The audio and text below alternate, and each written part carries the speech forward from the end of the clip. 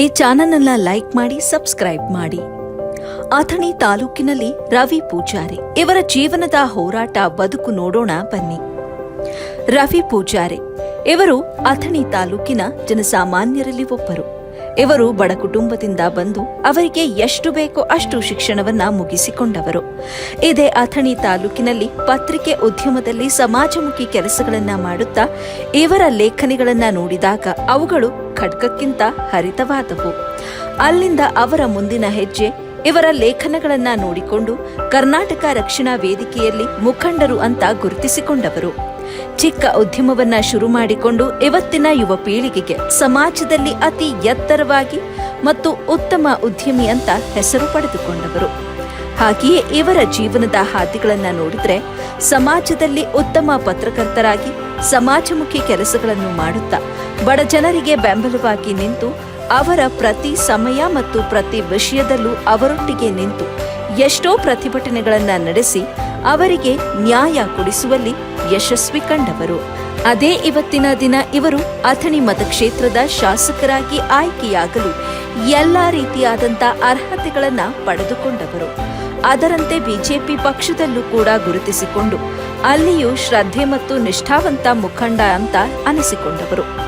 ಆದರೆ ಇವರು ತಮ್ಮ ಜೀವನದಲ್ಲಿ ಎಂದೂ ಕೂಡ ರಾಜಕೀಯದಲ್ಲಿ ಹುದ್ದೆ ಮತ್ತು ಮುಂದೆ ದೊಡ್ಡ ರಾಜಕೀಯ ನಾಯಕ ಆಗಬೇಕು ಎಂಬಂತ ಆಸೆ ಪಟ್ಟವರಲ್ಲ.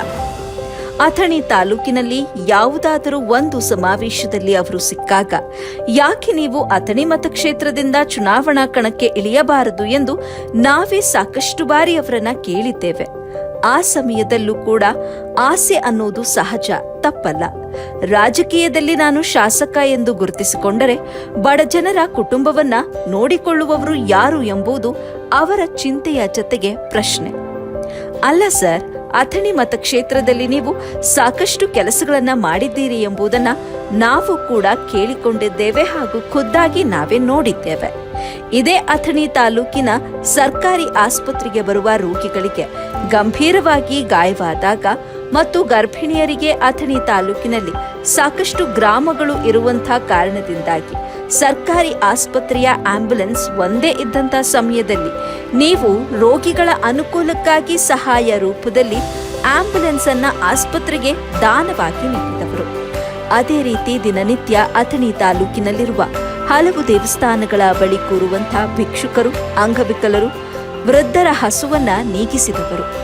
ಎಷ್ಟೋ ಸರ್ಕಾರಿ ಶಾಲೆಗಳಲ್ಲಿ ಚಿಕ್ಕ ಚಿಕ್ಕ ಮಕ್ಕಳನ್ನ ಪ್ರೋತ್ಸಾಹಿಸುವ ಸಲುವಾಗಿ ಪ್ರಶಸ್ತಿಗಳನ್ನು ಕೂಡ ದಾನದ ರೂಪದಲ್ಲಿ ನೀಡಿದವರು. ಇದೇ ಅಥಣಿ ತಾಲೂಕಿನ ಪುಣ್ಯಕ್ಷೇತ್ರದಲ್ಲಿ ಅಂಗವಿಕಲರು ಮತ್ತು ಅಂಧರು ಇರುವಂತಹ ಶಾಲೆಗಳಲ್ಲಿ ಚಳಿಗಾಲದ ಸಮಯದಲ್ಲಿ ಅವರ ಸಹಾಯಕ್ಕಾಗಿ ಸ್ವೆಟರ್ಗಳು, ಹೊದಿಕೆಗಳನ್ನ ನೀಡಿ ಮಕ್ಕಳ ಊಟಕ್ಕಾಗಿ ದಿನಸಿ ಪದಾರ್ಥಗಳನ್ನ ಉಚಿತವಾಗಿ ನೀಡಿದವರು. ಎಷ್ಟೋ ಅಂಗವಿಕಲರಿಗೆ ಸಹಾಯವಾಗಲೆಂದು 4 ಚಕ್ರದ ವಾಹನಗಳನ್ನ ತಮ್ಮ ಸ್ವಂತ ಹಣದಲ್ಲಿ ಉಚಿತವಾಗಿ ವಿತರಿಸಿದವರು.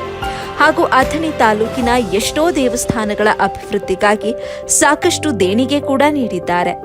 ಯಾರಾದ್ರೂ ಸರಿಯೇ ನಿಮ್ಮ ಬಳಿ ಕಷ್ಟ ಅಥವಾ ಸಮಸ್ಯೆ, ತೊಂದರೆ ಇದೆ ಅಂತ ಹೇಳಿ ಬಂದ್ರೆ ಸಾಕು, ಅವರಿಗೆ ತಂದೆ ತಾಯಿ ರೂಪದಲ್ಲಿ ಅಥವಾ ಸಹೋದರರ ರೂಪದಲ್ಲಿ ಅವರ ನೋವಿನಲ್ಲಿ ಭಾಗಿಯಾಗಿ ಅವರಿಗೆ ಸಹಾಯ ಮಾಡಿ ಅವರ ಕಷ್ಟಗಳನ್ನ ನೀಗಿಸಿದವರು. ಈ ರೀತಿಯಾಗಿ ದಿನನಿತ್ಯ ಸಮಾಜ ಸೇವೆಗಳನ್ನ ಮಾಡ್ತಾ ಇರ್ತೀರಿ.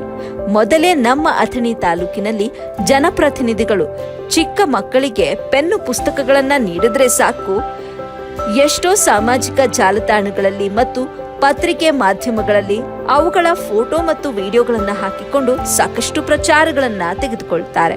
ಆದ್ರೆ ನೀವು ಮಾತ್ರ ಎಷ್ಟೇ ದಾನ ಧರ್ಮ ಸಹಾಯವನ್ನ ಮಾಡಿದ್ರೂ ಕೂಡ ಇದುವರೆಗೂ ಯಾವುದೇ ರೀತಿಯಾದಂಥ ಪ್ರಚಾರವನ್ನ ತೆಗೆದುಕೊಂಡವರಲ್ಲ ಯಾಕೆ ಎಂಬುದು ನಮ್ಮ ಪ್ರಶ್ನೆಯಾದಾಗ ಅವರಿಂದ ಬಂದಂತ ಸರಳ ಉತ್ತರ ಇದು. ಹಸಿವು ಅಂದ್ರೆ ಏನು, ಬಡತನದ ಕಷ್ಟ ಎಂದ್ರೇನು ಎನ್ನುವುದನ್ನ ನಾನು ಚಿಕ್ಕವನಿಂದಲೇ ಬಹಳ ಹತ್ತಿರದಿಂದ ನೋಡಿದ್ದೇನೆ ಹಾಗೂ ಅನುಭವಿಸಿದ್ದೇನೆ.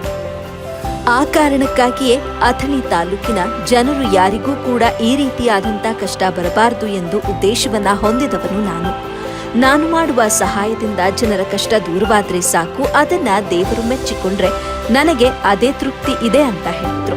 ಅದೇ ಸಮಯದಲ್ಲಿ ನಮಗೇನೋ ಒಂದು ಮೆಚ್ಚುಗೆ ವ್ಯಕ್ತಪಡಿಸಿದ ಮಾತುಗಳನ್ನಾಡಿದಾಗ ಈಗಿನ ಕಾಲದಲ್ಲೂ ಹೀಗೂ ದಾನ ಧರ್ಮ ಮಾಡುವವರು ಇದ್ದಾರಾ ಎಂಬುದು ನಮ್ಮ ಅಚ್ಚರಿಗೆ ಕಾರಣವಾಯಿತು. ಬಳಿಕ ನಾವು ಅವರನ್ನ ಭೇಟಿ ಮಾಡಿ ವಾಪಸ್ಸಾಗುವ ಸಮಯದಲ್ಲಿ ಮತ್ತಷ್ಟು ಇವರ ಬಗ್ಗೆ, ಇವರ ಸಮಾಜ ಸೇವೆಯ ಕಾಳಜಿ ಬಗ್ಗೆ ತಿಳಿಯಬೇಕು ಎಂಬ ಹುಮ್ಮಸ್ಸು ಬಂದಾಗ ಸ್ವಲ್ಪದರಲ್ಲಿಯೇ ಇವರು ಮಾಡಿದ ಕಾರ್ಯಗಳನ್ನ ಅಲ್ಲಿನ ಯುವಕರು ಮಾತನಾಡುವಂಥದ್ದು ನಮ್ಮ ಕಿವಿಗೆ ಬಿತ್ತು. ಅಲ್ಲಿ ನಾವು ಸುಮ್ಮನೆ ನಿಂತು ಕೇಳಿದಾಗ ಇಂದಿನ ಯುವಕರು ಏನ್ ಮಾತನಾಡಿದ್ರು ಎಂದ್ರೆ, ಈಗಿನ ರಾಜಕಾರಣಿಗಳು ತಮ್ಮ ಸ್ವಾರ್ಥಕ್ಕಾಗಿ, ತಮ್ಮ ಹಿತಕ್ಕಾಗಿ, ತಮ್ಮ ರಾಜಕೀಯ ಲಾಭಕ್ಕಾಗಿ ಏನನ್ನೋ ಮಾಡಿಕೊಂಡು ಏನೇನೋ ಡಾಂಬಾಚಾರಗಳನ್ನ ಮಾಡಿ ಜನರಿಗೆ ಮಂಕು ಬೂದಿ ಎರಚಿ ಆಯ್ಕೆಯಾಗ್ತಾರೆ. ಆದ್ರೆ ಇಂಥ ವ್ಯಕ್ತಿಗಳನ್ನ, ಇಂಥ ಸಮಾಜ ಸೇವಕರನ್ನ ಯಾಕೆ ರಾಜಕೀಯ ನಾಯಕರು ಆಯ್ಕೆ ಮಾಡಿಕೊಳ್ಳೋದಿಲ್ಲ? ಇಂಥವರನ್ನ ಚುನಾವಣಾ ಕಣಕ್ಕಿಳಿಸಿದ್ರೆ ಸಾಕು, ಯಾವುದೇ ಅಪೇಕ್ಷೆ ಇಲ್ಲದೆ, ಯಾವುದೇ ದುಡ್ಡಿನ ಆಸೆ ಇಲ್ಲದೆ ಇಂಥ ವ್ಯಕ್ತಿಗಳಿಗೆ ಅತಿ ಹುಮ್ಮಸ್ಸಿನಿಂದ ಮತಗಳನ್ನ ಹಾಕಿ ಗೆಲ್ಲಿಸೋದ್ರಲ್ಲಿ ನಮಗೇನೋ ಒಂದು ಸಂತೋಷ. ಇದು ಇಂದಿನ ಯುವ ಪೀಳಿಗೆಯ ಮಾತಾಗಿದೆ.